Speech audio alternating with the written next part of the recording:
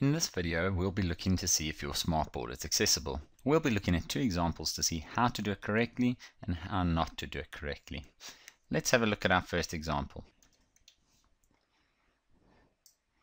This is Mrs. Brown's class, and that is scenario A. If we have a look, there's a bookshelf, a dustbin, and a desk. And if we have a look at scenario B, we'll see it's slightly different.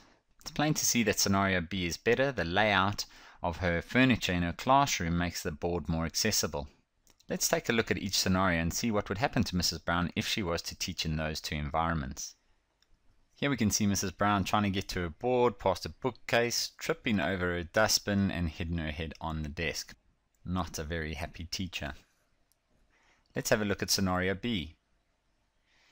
Here you can see Mrs. Brown has plenty of access from both sides of her board and she can teach on either side. And we have a very happy teacher. Let's have a look at real life examples.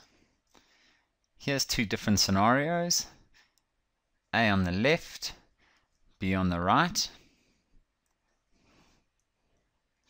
Let's have a look at A more closely.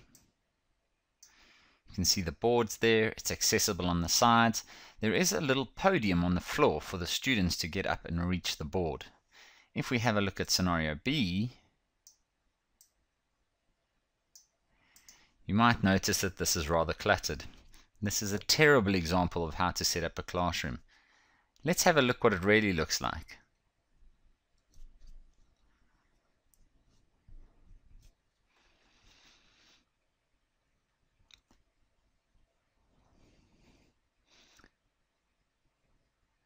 So here are a few pointers to keep in mind when setting up your classroom around your smart solution. Make sure that the board is accessible from both sides and from the front if possible.